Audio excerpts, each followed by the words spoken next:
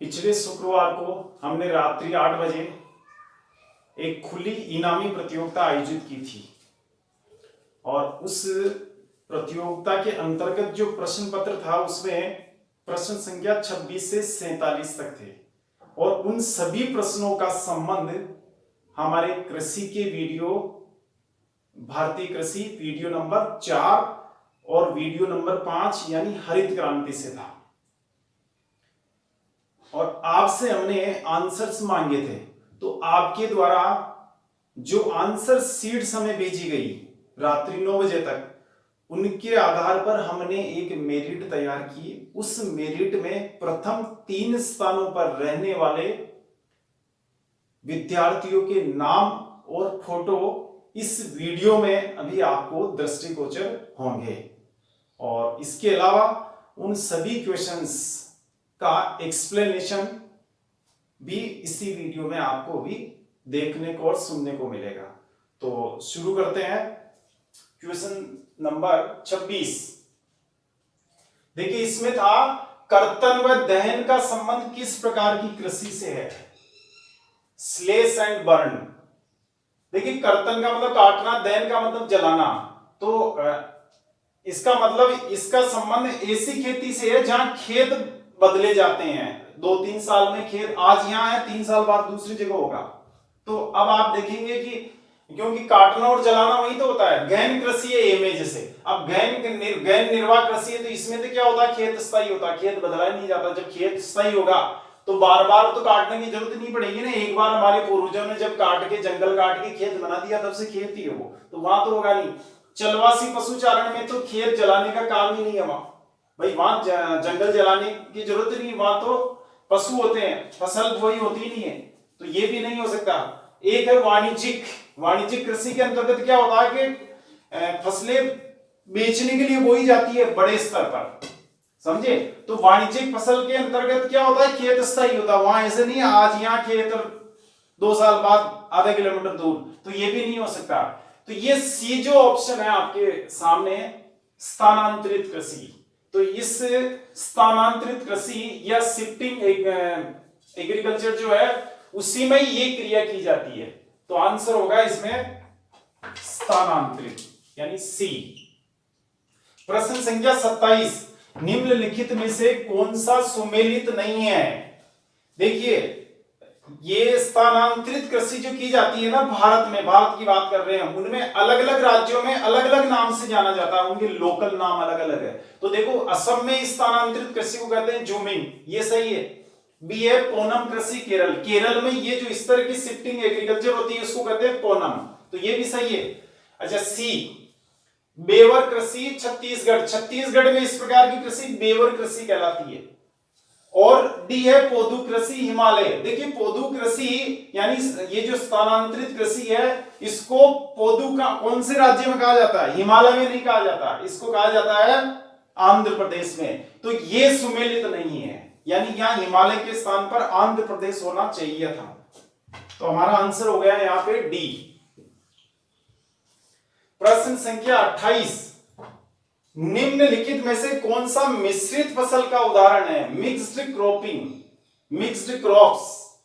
अब mixed crops देखिए इधर चलिए आप, ए ऑप्शन देखो। मिश्रित फसल का मतलब क्या हुआ? 2 फसलें एक साथ बोई जा रही है एक खेत में, एक साथ एक ही खेत में, समझे, उसे मिश्रित फसल कहते हैं। तो अब ये यहां पे क्या आ रहा है, जैसे ए में मक्का और चना। अब मक्का और चना एक साथ कैसे बोएंगे? मक्का तो खरीफ की फसल है और चना रबी की है, तो दोनों ये तो सर्दी में बोई जाती है, गर्मी में बोई जाती है, तो ये तो यानी मानसूनी सीजन में बोई जाती है मक्का। तो फिर ये दोनों तो मिश्रित कैसे हो सकती है? एक खेत में कैसे बोएंगे? एक साथ नहीं बो सकते इनको। बी गेहूं और उड़द, गेहूं बोई जाती है रबी में, उड़द बोया जाता है खरीफ में, तो ये दोनों भी एक साथ कैसे बोई जाएगी? ये भी उदाहरण नहीं हो सकता। सी तिल और जौ, तिल खरीफ की फसल है और जौ रबी की फसल है, तो ये भी मिश्रित फसल का उदाहरण नहीं हो सकता। तो इसका मतलब क्या हुआ आंसर, यानी इन तीनों में से कोई मिश्रित फसल का प्रतिनिधित्व नहीं करता है। इट मींस उपयुक्त में से कोई नहीं। तो आंसर हो गया अपना डी।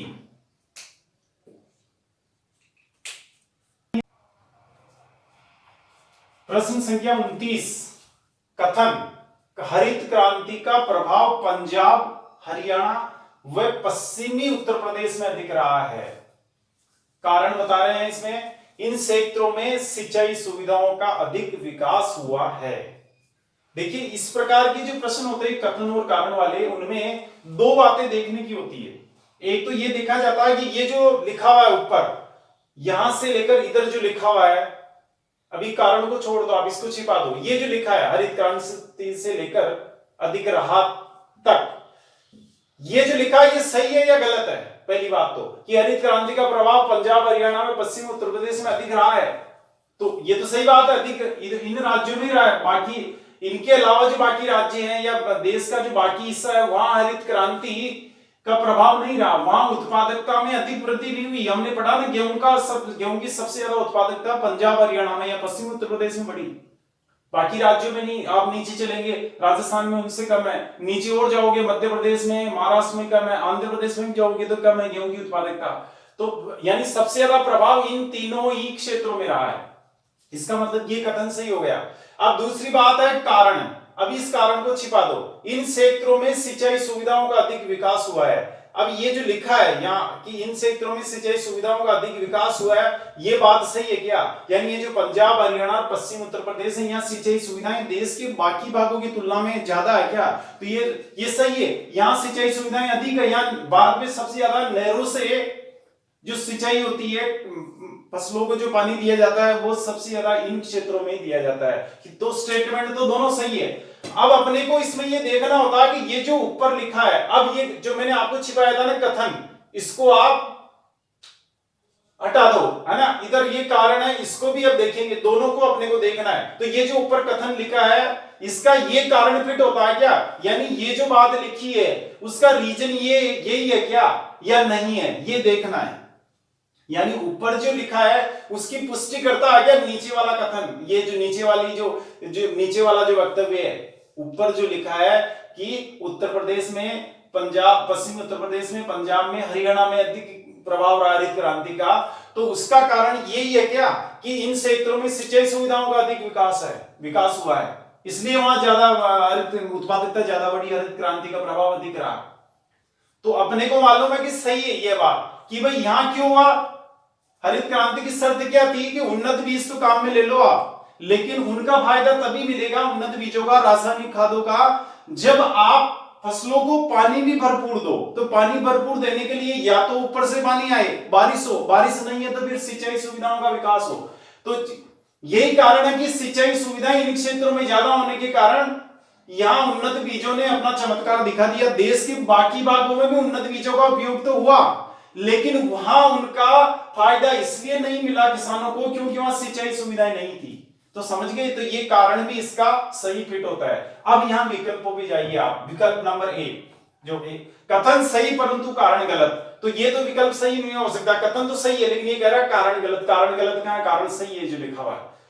कथन गलत परंतु कारण सही, कथन गलत कहां है? ये जो चीज यहां से लिखी हुई ना, हरित क्रांति से लेकर ये अधिक रहा है तक, ये जो चीज लिखी है, ये जो बात लिखी है बिल्कुल सही है, इसको गलत नहीं कर सकते। तो ये भी अपना विकल्प नहीं हो सकता। सी, कथन व कारण दोनों सही परंतु कारण कथन की सही व्याख्या नहीं करता। कथन व कारण दोनों सही, यानी ये दोनों जो बातें लिखी हुई है ये सही है, परंतु ऊपर वाली लाइन है की पुष्टि ये नीचे वाली लाइन नहीं करती। ऊपर जो बात कह रहे हैं ना, उस बात का कारण या वो जो घटना हुई ऊपर वाली, उस घटना का कारण ये फिट नहीं होता, ये नहीं होता, सिद्ध नहीं होता। जबकि हमने क्या कहा कि ये कारण सिद्ध हो रहा है, ये सही बात है कि सिंचाई सुविधाओं का अधिक विकास होने के कारण ही यहां उत्पादकता बढ़ी, हरित क्रांति आई। यानी अगर दूसरे भागों में, देश के अन्य राज्यों में भी अगर सिंचाई सुविधाएं होती तो वहां भी हरित क्रांति आ जाती, उन्नत बीज वहां भी चमत्कार कर देते, लेकिन वहां नहीं कर पाए क्योंकि सिंचाई सुविधाएं नहीं थी। तो ये कारण, चूंकि ये इसका सही कारण फिट होता है, ये इसकी पुष्टि करता है या इसकी व्याख्या करता है, इसलिए ये जो विकल्प सी है ये भी अपना सही नहीं हो सकता। डी पे जाएंगे, इसमें क्या लिखा है? कथन व कारण दोनों सही परंतु कारण कथन की सही व्याख्या करता है। एक मिनट, यहां आएगा तथा, एक सेकेंड, सही तथा कारण कथन की सही व्याख्या करता है। समझ गए ना आप? तो अपना जो आंसर होगा यहां डी होगा।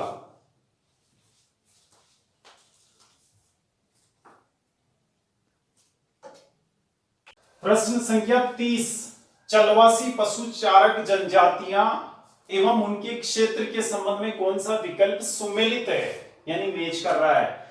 क्या पूछा गया है? चलवासी पशु चारक जनजातियां, यानी भारत की ऐसी जनजातियां जिनका व्यवसाय पशुपालन है, परंतु वो एक स्थान पर स्थायी रूप से निवास नहीं करके अलग अलग स्थानों पर निवास करती है। आज यहां, अगले साल वहां, गर्मी में यहां, सर्दी में वहां, यानी एक स्थान से दूसरे स्थान पर चारे और पानी की तलाश में पशुओं सहित घूमते रहते हैं। इस प्रकार की कृषि भी भारत में देखने को मिलती है। तो यहां ये पूछा गया कि ये जनजातियां हैं जो इस प्रकार का व्यवसाय करती है, वो कौन कौन से क्षेत्रों में पाई जाती है या राज्यों में पाई जाती है, केंद्र शासित प्रदेशों में पाई जाती है, उनको सुमेलित करना है यहाँ। तो ए विकल्प है गुज्जर बकरवाल, जम्मू कश्मीर। गुज्जर बकरवाल जनजाति है, पशुचारक जनजाति है, चलवासी पशुचारक जनजाति है ये, और कहां पर है? जम्मू कश्मीर या फिर लद्दाख। भारत के 2 केंद्र शासित प्रदेशों में ये जनजाति पाई जाती है। तो ये तो सही है ए। अच्छा बी, भूटिया सिक्किम। भूटिया जनजाति भी चलवासी पशुचारक है और ये कहां पाई जाती है? सिक्किम में। बाईचुंग भूटिया, फुटबॉल के नामी खिलाड़ी, वो यहीं के हैं, सिक्किम के, वो भी भूटिया ही हैं। तो भूटिया जनजाति कहां पाई जाती है? सिक्किम में। तो ये भी मैच कर रहा है। सी, गद्दी। ये गद्दी जनजाति हिमाचल प्रदेश में पाई जाती है और ये भी पशुओं के साथ घूमती रहती है एक स्थान से दूसरे स्थान पर। तो ये तीनों ही सही हो गए। और डी विकल्प क्या रहा? उपयुक्त सभी। तो यहां सभी सुमेलित है, तो आंसर आएगा अपना डी। प्रश्न संख्या 31, निम्न में से कौन भारत में हरित क्रांति के जनक कहलाते हैं? यहां शब्द क्या लिखा? भारत में। तो देखो ए, Norman E Borlaug. Norman E Borlaug Bharat में नहीं थे। नॉर्मन ई बोरलॉग तो वैश्विक स्तर पर जनक माने जाते हैं, यानी दुनिया में सबसे पहले हरित क्रांति जिस नवीन कृषि तकनीक से आई, यानी उन्नत बीज जो थे इसमें प्रमुख घटक, उन्नत बीज की जो खोज की थी, यानी जिससे हरित क्रांति दुनिया में आई, उसकी खोज नॉर्मन ई बोरलॉग ने की थी विश्व स्तर पर मैक्सिको में। क्योंकि मैक्सिको में आई सबसे पहले हरित क्रांति, मैक्सिको और ताइवान में आई।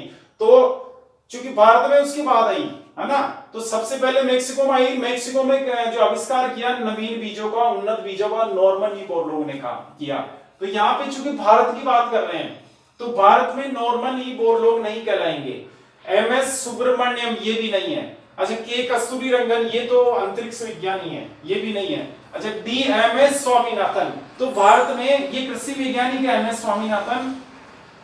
और नॉर्मन ई बोरलॉग ने जो नवीन कृषि तकनीक का आविष्कार किया मैक्सिको में, उसकी नकल इन्होंने कर ली और भारतीय परिस्थितियों के अनुसार उसमें उन जो उन्नत किस्में थी बीजों की, उन बीजों की किस्मों में थोड़ा भारतीय परिस्थितियों के अनुसार परिवर्तन करके नवीन किस्मों की खोज की, आविष्कार किया और उससे भारत में हरित क्रांति आई। यानी भारत के मामले में अगर हरित क्रांति के जनक कहलाएंगे तो एमएस स्वामीनाथन कहलाएंगे। और यदि यहां भारत के बजाय मैं भारत बिल्कुल ही हटा दूं, यहां केवल यही रह जाए क्वेश्चन कि चलो बताओ यहां पे क्या रह जाए क्वेश्चन, भारत के बजाय ये हटा दो, बिल्कुल ये हटा देते हैं। तो निम्न में से कौन हरित क्रांति के जनक कहलाते हैं? तो फिर नॉर्मन ई बोरलॉग आएगा। समझ गए ना? वैश्विक स्तर पर तो जनक यही है। तो ये इस तरह क्वेश्चन आए, अगर भारत में लिखा नहीं हो तो नॉर्मन ई बोरलॉग, अगर भारत लिखा हो तो एमएस स्वामीनाथन। ये क्वेश्चन कितनी ही परीक्षाओं में कितनी ही बार रिपीट हो चुका है। तो इसका आंसर होगा डी।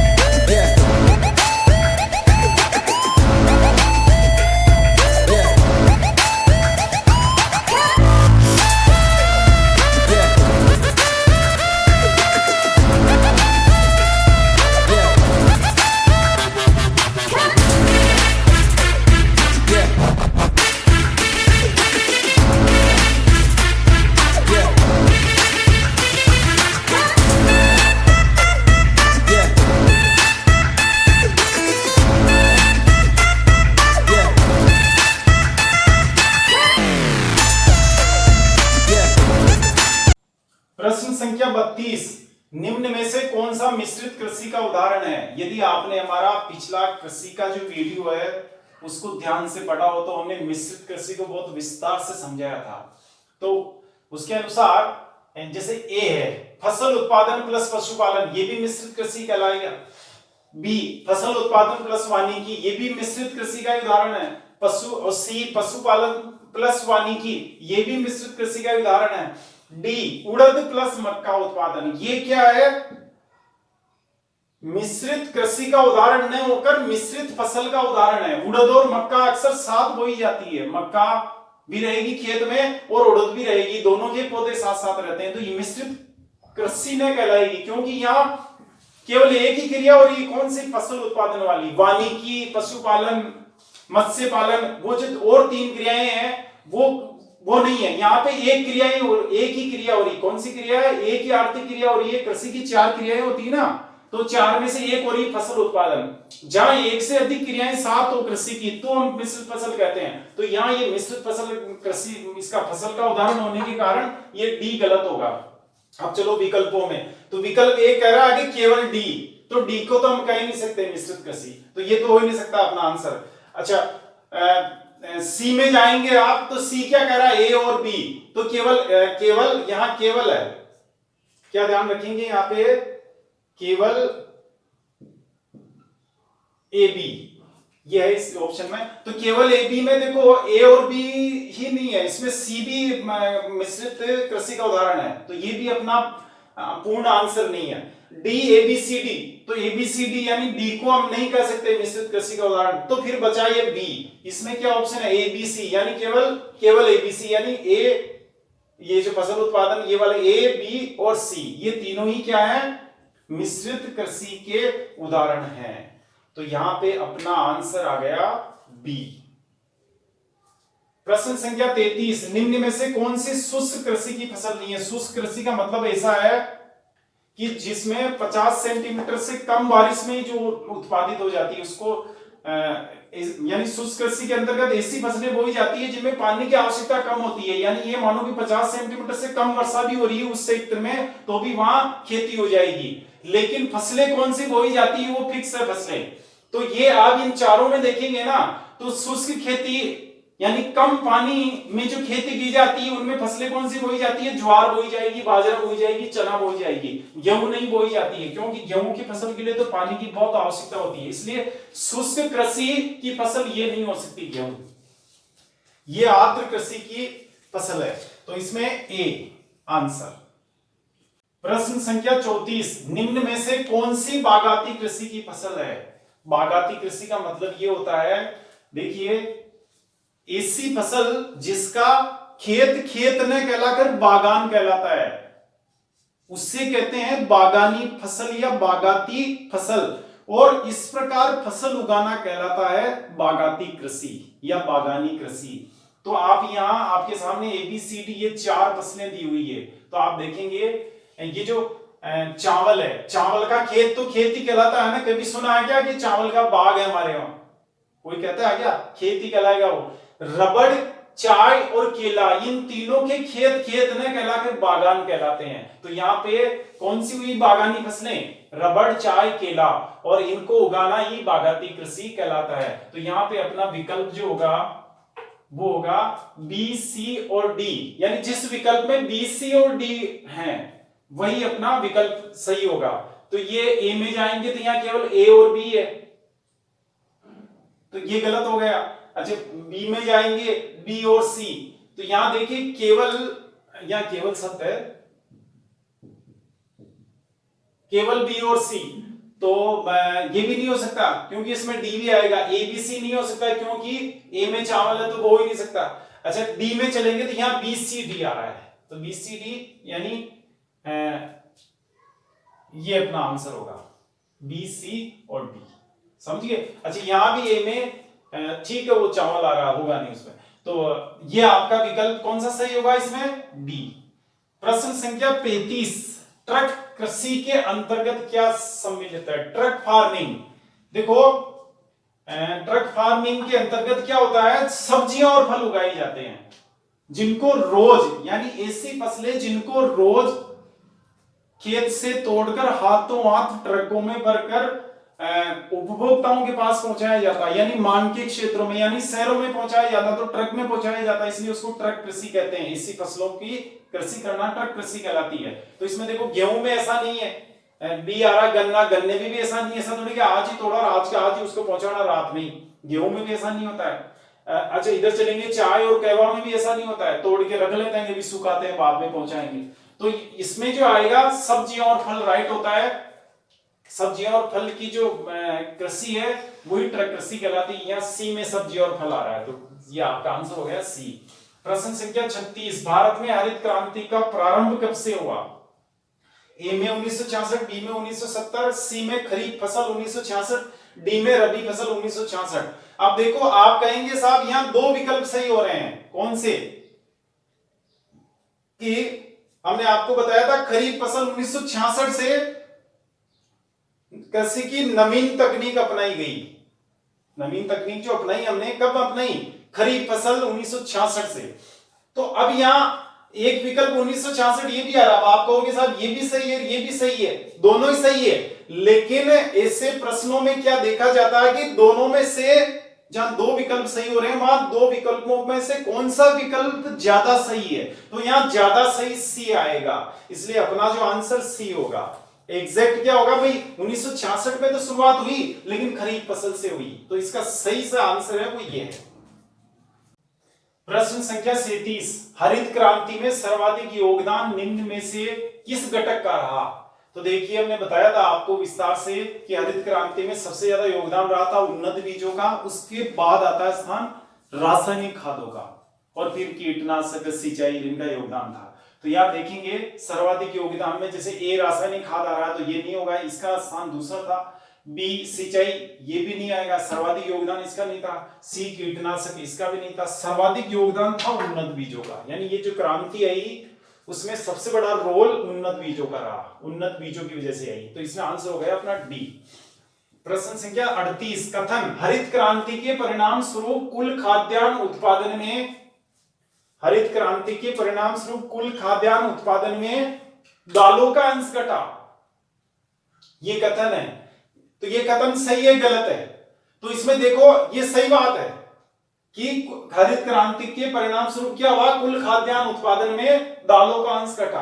देखो खाद्यान्न में अनाज भी आता है और दालें भी आती है, तो अनाज का भाई दालों का अंश घटा, इसका मतलब अनाज का अंश बढ़ा, किसी का घट रहा है तो किसी का बढ़ रहा है, तो इसका मतलब ये सही है। हमने ये बताया था आपको कि दालों का अंश घट गया और खाद्यान्न उसका अनाज का अंश बढ़ गया। वहां आगे चलेंगे, कारण दालों के उत्पादन में कमी हुई, लेकिन दालों का जो अंश घटा ना उसका मतलब ये नहीं था कि भाई पहले दालों का जो उत्पादन था उससे कम होने लग गया। उत्पादन तो दालों का भी बढ़ा, लेकिन अनाज का उत्पादन विशेष रूप से गेहूं के उत्पादन में तेज गति से वृद्धि हुई, इसलिए गेहूं ने दालों को पीछे छोड़ दिया, क्योंकि दालों पर तो अप्रभावी रही थी, मोटा अनाज और दलहन पे तो हरित क्रांति अप्रभावी रही थी, इसलिए दालों के उत्पादन में कमी हुई। ये गलत है। देखो इसको समझो आप, मान लो क्रांति से पहले कुल खाद्यान्न था देश में, कुल खाद्यान्न मान लो 200 किलोग्राम है ना। अब 200 किलोग्राम में ये मानो आप गेहूं का अंश था 100 किलोग्राम और आपके दलहन का था या दालों का था 100 किलोग्राम। इसका मतलब क्या हुआ, दोनों का ही 50-50% हिस्सा था, है ना। अंश कितना, आधा अंश इसका आधा इसका। लेकिन क्रांति के बाद क्या हुआ, ये जो गेहूं है ना इसका उत्पादन बढ़कर हो गया 100 से 800 किलो और इसका उत्पादन नहीं बढ़ा, 200 किलो हो गया इसका, यानी टोटल उत्पादन 1000 किलो।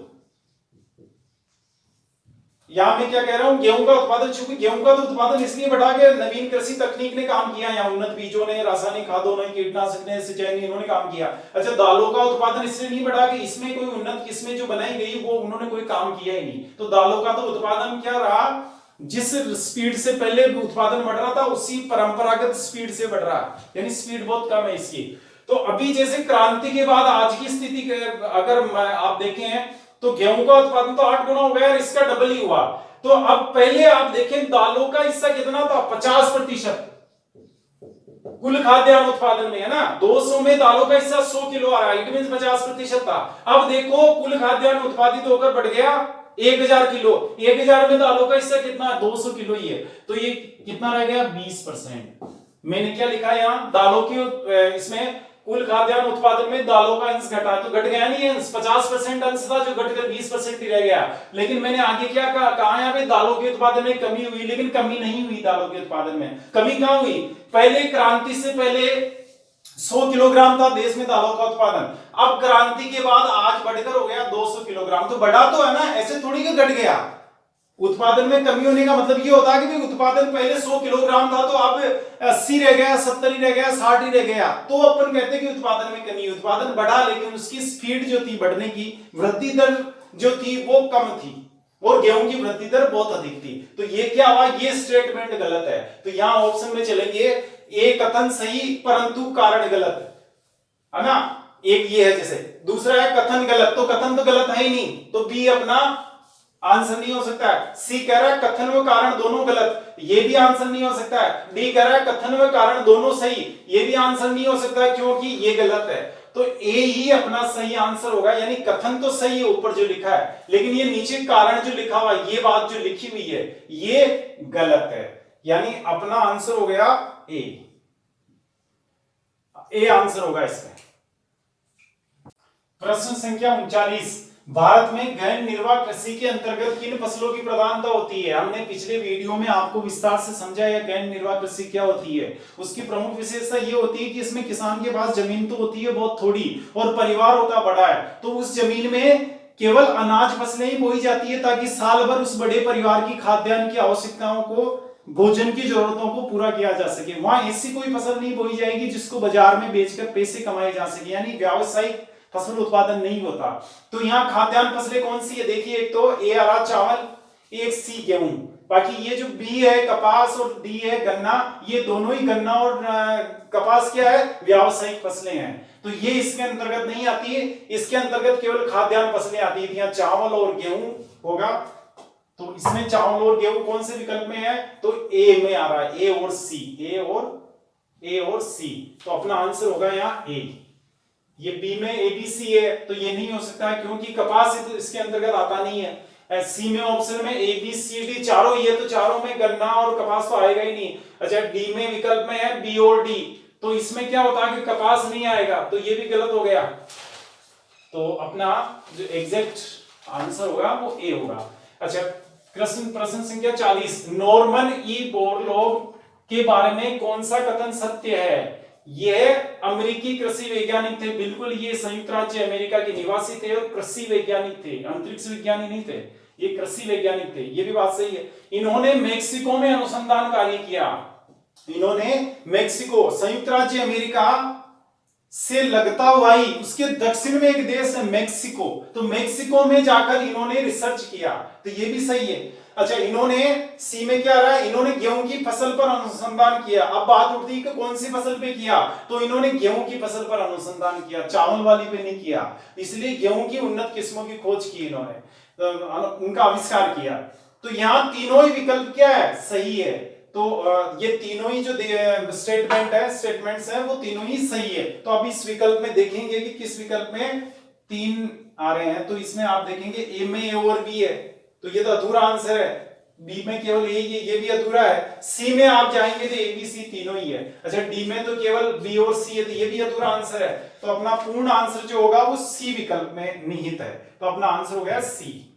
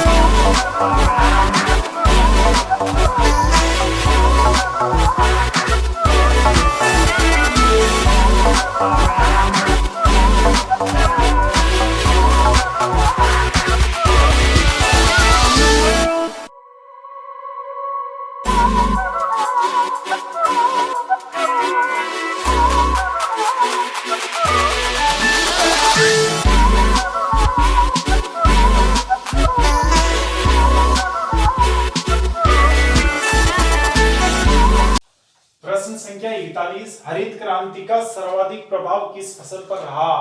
तो हमने आपको बताया था सबसे ज्यादा प्रभाव गेहूं पे रहा, तो यहां अपना जो आंसर होगा वो होगा बी। सबसे ज्यादा उत्पादन प्रभाव का मतलब ये है कि सबसे ज्यादा उत्पादकता किस फसल की बढ़ी, तो गेहूं की बढ़ी। हालांकि चावल की भी बढ़ी लेकिन इतनी नहीं बढ़ी, गेहूं की बहुत अधिक बढ़ी। तो इसलिए इसे क्या कहते हैं, इस उत्पादकता बढ़ने की घटना को हरित क्रांति का प्रभाव। अच्छा, क्वेश्चन नंबर 42, कथन हरित क्रांति बड़े किसानों तक ही सीमित रही। हरित क्रांति बड़े किसानों तक ही सीमित रही, ये बिल्कुल सही है स्टेटमेंट, कि इसका फायदा बड़े किसान ही उठा सके। जो छोटे किसान थे, यानी जिनके पास जमीन छोटी है, 2 बीघा 4 बीघा 5 बीघा, वो उठा नहीं पाए। बड़े किसान जिनके पास 50 बीघा जमीन 100 बीघा जमीन, वे इस तरह के किसान ज्यादा फायदा उठा पाए। अच्छा, उसका रीजन क्या था, कारण बता रहे हैं। नवीन कृषि तकनीक पूंजी प्रदान थी, यानी नवीन कृषि तकनीक का मतलब नवीन कृषि का नवीन तरीका, यानी ये वो तरीका है जिससे हरित क्रांति आई, जिससे फसलों की उत्पादकता बढ़ी। तो ये जो नवीन कृषि तकनीक थी पूंजी प्रदान थी, यानी पैसे की प्रधानता थी, इसमें पैसे ज्यादा खर्च होने थे। जैसे उन्नत बीज खरीदने हैं, रासायनिक उर्वरक खरीदने हैं, कीटनाशक खरीदने हैं, पानी की व्यवस्था करनी है, सिंचाई की व्यवस्था जो सिंचाई के लिए, तो ये सारे काम ऐसे थे कि इनमें पैसा बहुत लगना था। इसलिए बेचारे छोटे जो किसान थे ये सब जुटा नहीं पाए, उनकी कैपेसिटी नहीं थी, इसलिए इसका फायदा भी ये नहीं उठा पाए। इसका फायदा कौन उठा पाए, जो बड़े किसान थे। बड़े किसान संपन्न थे, उनके पास पैसे थे, तो उन्होंने इस तकनीक को बहुत आसानी से अपना लिया। इसलिए हरित क्रांति का प्रभाव भी बड़े किसानों तक ही रहा। और कारण क्या है कि ये जो नया तरीका था खेती का, जिससे हरित क्रांति आई, उसमें पूंजी की प्रधानता थी, पैसे की प्रधानता थी। तो अब ये दोनों ही दो बातें यहाँ सही हो रही है। एक तो दोनों स्टेटमेंट सही है, ये जो लिखा है ये भी सही है, ये जो लिखा है ये भी सही है। दूसरी बात, ऊपर जो लिखा है, यानी ये जो कथन है, उस कथन का जो नीचे कारण ये बताना चाह रहे हैं, ये कारण भी एकदम फिट होता है। तो दोनों बातें यहां मैच कर रही है। यानी अब इसमें क्या आएगा, विकल्प ए है, जैसे कथन सही परंतु कारण गलत। ये अपना विकल्प नहीं हो सकता है, क्योंकि कथन तो सही है लेकिन यहाँ कारण गलत बता रहा है। ये इस विकल्प में कारण को गलत बताया गया है, जबकि कारण गलत नहीं है, कारण सही है, तो ये नहीं हो सकता। डी, कथन गलत परंतु कारण सही, इस विकल्प में कथन को गलत बताया जा रहा है, जो कथन गलत नहीं है, कथन भी सही है, तो ये भी नहीं हो सकता। सी, कथन व कारण दोनों सही, क्या कह रहा है कि जो ऊपर लिखा है वो भी सही है, ये नीचे लिखा है वो भी सही है, तथा कारण कथन की पुष्टि करता है ना पुष्टि। यानी इसका ये जो घटना हुई ऊपर, कौन सी घटना, बड़े किसानों तक ही सीमित रही हरित क्रांति, यानी उनके खेतों में उत्पादकता बढ़ी गेहूं की, छोटे किसानों के खेतों में नहीं बढ़ी। ये जो घटना हुई उसका रीजन ये था, उसका कारण ये था, कौन सा, कि ये जो नया तरीका था खेती करने का, इसमें पैसे की प्रधानता थी, है ना। तो ये क्या लिख रहा है, सी वाला विकल्प सी में क्या उल्लेखित है, कथन व कारण दोनों सही, ठीक है, तथा कारण कथन की पुष्टि करता है, यानी ये जो कारण है ये इसकी पुष्टि कर रहा है, यानी ये इसका सही कारण है, ऊपर जो घटना हो रही है उसका एग्जैक्ट कारण है ये। तो ये अपना विकल्प होगा यहाँ पे आंसर। अच्छा, एक बार डी को भी देख लेते हैं, कथन व कारण दोनों सही है, ये बात तो ये भी कह रहा है, परंतु कारण कथन की पुष्टि नहीं करता है। डी वाला ये कह रहा है कि जो ऊपर लिखा है, ऊपर जो घटना हो रही है, उस घटना का रीजन ये नहीं है जो नीचे लिखा हुआ है, लेकिन यही है, यानी ये अपना आंसर नहीं हो सकता है। ऊपर वाली घटना का रीजन ये नीचे वाला जो स्टेटमेंट है यही बनता है। तो समझ गए, यानी अपना जो आंसर होगा यहाँ सी होगा इसमें। प्रश्न संख्या 43, राजस्थान के दक्षिणी पूर्वी पहाड़ी क्षेत्रों में की जाने वाली कृषि को कहते हैं वालरा। ए, बी में है पोदू, सी में झूम, डी में खील। अब आप ये सोचेंगे एक मिनट के लिए कि साहब आपने ये क्वेश्चन थोड़ा गलत दे दिया, वहां तो मैं वालर, वहां ये जो विकल्प है ये सभी तो स्थानांतरित कृषि के प्रकार है, और वहां तो स्थायी कृषि भी होती है, बिल्कुल होती है। पहाड़ों के बीच में दक्षिण पूर्वी राजस्थान में 2 तरह की खेती होती है, जो एकदम पहाड़ी है तो पहाड़ों पे भी खेती होती है, तो पहाड़ों के ऊपर जो खेती हो रही है वो तो स्थानांतरित होती है, और नीचे पहाड़ों के बीच में छोटे छोटे स्थायी खेत भी होते हैं, आधे बीघे का खेत, 1 बीघे का खेत, वहां स्थायी कृषि भी होती है ना। तो स्थायी खेत भी है, वहां अस्थायी खेत भी है। तो अस्थायी खेत है जो उस प्रकार की कृषि को वहां स्थानांतरित कृषि कहते हैं, है ना। तो वहां लोकल नाम क्या है स्थानांतरित कृषि का। इन चारों में से विकल्प ढूंढना आपको। तो देखिए जो खील, अपन डी से चले, डी में खील है, खील कहां की जाती है? खील किस राज्य की स्थानांतरित कृषि को खील कहते हैं? हिमाचल प्रदेश। झूम, असम की स्थानांतरित कृषि को कहते हैं झूम। पोदू, आंध्र प्रदेश में स्थानांतरित कृषि को कहते हैं पोदू। अब बचा वालरा, तो वालरा कहते हैं राजस्थान में, ये जो दक्षिणी पूर्वी पहाड़ी क्षेत्रों में यहां पर भी स्थानांतरित कृषि होती है। क्या वहां 2 प्रकार की कृषि होगी, गहन निर्वाह यानी स्थायी कृषि भी होती है, और अस्थायी कृषि यानी ये इस प्रकार की स्थानांतरित कृषि भी होती है। तो इसे कहते हैं वालरा। तो अपना जो आंसर होगा ए। प्रश्न संख्या 44, गेहूं की उत्पादकता के संबंध में मानचित्र में दर्शित स्थानों का अवरोही क्रम है। अवरोही का मतलब घटता हुआ, डिसेंडिंग ऑर्डर। देखिए गेहूं की उत्पादकता दिखाई गई है नक्शे में लाल स्याही से। तो अपन ऊपर से चलेंगे तो भारत में सबसे ज्यादा उत्पादकता यहाँ पंजाब, हरियाणा और पश्चिमी उत्तर प्रदेश पड़ता है, इस जगह पाई जाती है। तो ये इसको दिखाया गया 2 नंबर से। उसके बाद उत्पादकता में दूसरा स्थान, जिसे ऊपर से नीचे चलेंगे तो कम होती जाएगी, ये यहाँ आ जाएगा, ये मध्य प्रदेश है। मध्य प्रदेश में पंजाब हरियाणा की तुलना में कम है। फिर और अपन नीचे चलेंगे, जैसे आंध्र प्रदेश गए आप तो वहां उत्पादकता और कम हो जाती है। उत्पादकता मतलब प्रति हेक्टेयर भूमि में गेहूं की मात्रा कितनी है, वो उत्पादकता कहलाती है। तो बहुत विस्तार से मैंने बता रखा आपको। चलो, तो यहां पे क्या होगा कि सबसे ज्यादा उत्पादकता 2 नंबर स्थान पे, उसके बाद 1 नंबर स्थान पे, उसके बाद 3 नंबर स्थान पे। यही इनका अवरोही क्रम होगा। तो यहां देखेंगे कौन से विकल्प में 2, 1, 3 है। तो ए में है नहीं, 1, 2, 3 है, ये नहीं हो सकता। बी में 3, 2, 1, ये भी नहीं हो सकता। सी में है ये 2, 1, 3। तो अपना आंसर यहां होगा सी। आंसर क्या हुआ आपका? सी हो गया। डी भी नहीं हो सकता, 1, 3, 2 भी नहीं हो सकता। सबसे ज्यादा यहां है, उसके बाद यहां है, उसके बाद यहां है। प्रश्न संख्या 45, मानचित्र में छायांकित क्षेत्र किस फसल का प्रमुख उत्पादक क्षेत्र है? ए चावल, बी गेहूं, सी चाय और डी गन्ना। ये देखिए लाल स्याही से दिखाया गया है मानचित्र में। ऊपर ये जो एरिया है ये असम का एरिया है, और ऊपर ये दार्जिलिंग है जो पश्चिम बंगाल का। ये जलपाईगुड़ी, दार्जिलिंग, ये पश्चिमी बंगाल के क्षेत्र हैं। तो ये और असम वाला ये, और नीचे दिखा रखा है यहाँ पे तमिलनाडु का एरिया है। ये नीलगिरी और अन्नामलाई पर्वतमाला है। ऊपर नीलगिरी है, उसके नीचे ही अन्नामलाई पर्वतमाला है। तो यहाँ पे कौन सी फसल ज्यादा उगाई जाती है? चाय। तो कौन सा होगा इसमें विकल्प? चाय विकल्प होगा। तो यहाँ पे ए में चावल है, नहीं हो सकता। बी भी नहीं हो सकता, गेहूं है इसमें। डी में गन्ना नहीं हो सकता। तो विकल्प हो गया सी, चाय। प्रश्न संख्या 46, मानचित्र में छायांकित क्षेत्र में निम्नलिखित में से किस प्रकार की कृषि की जाती है?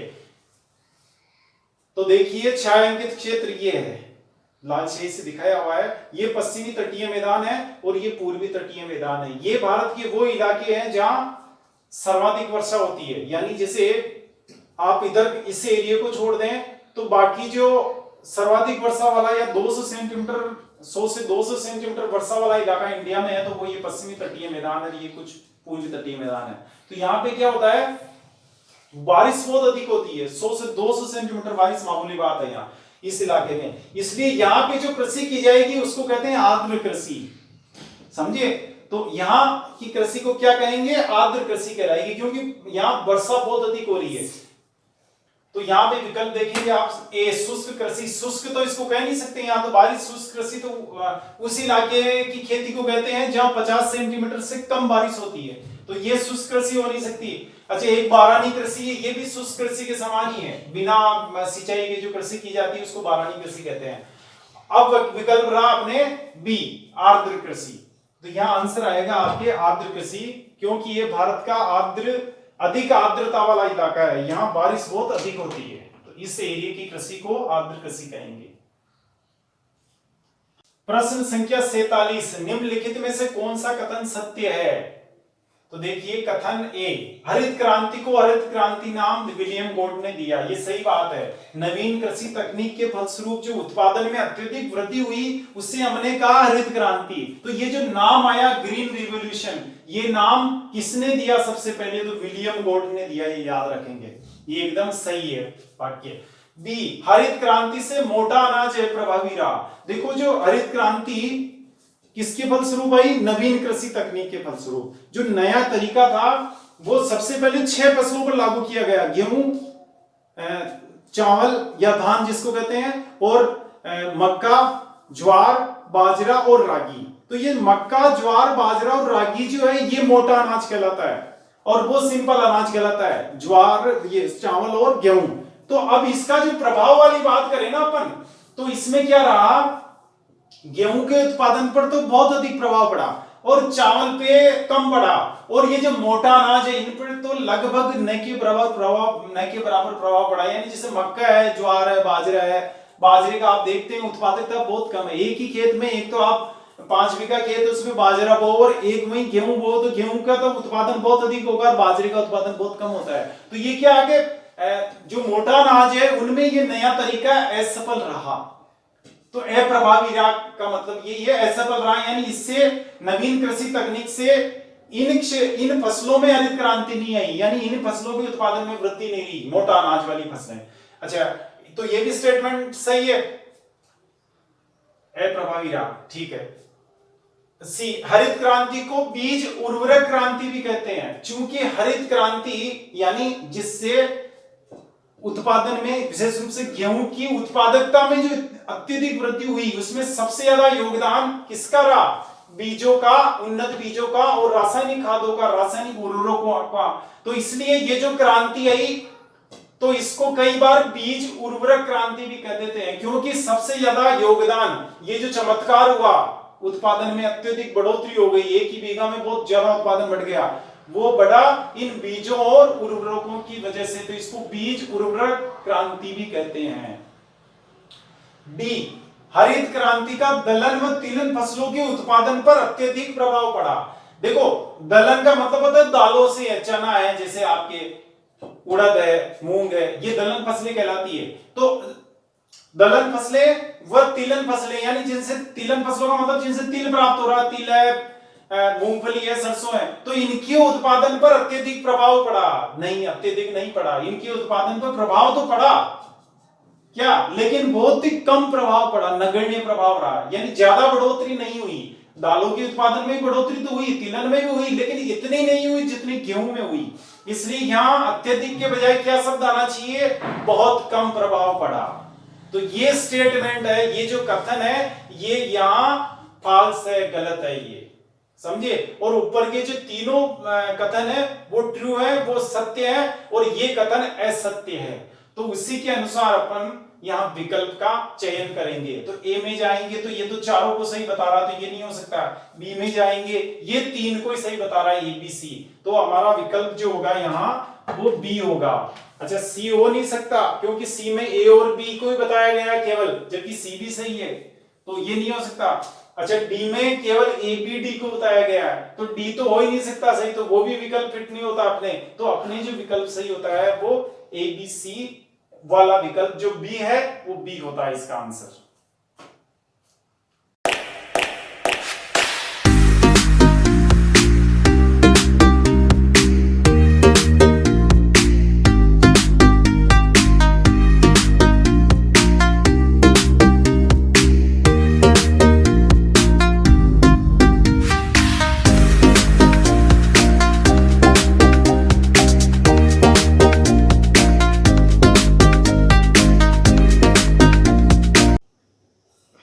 बलराम जी को हमारी तरफ से बहुत बहुत बधाई।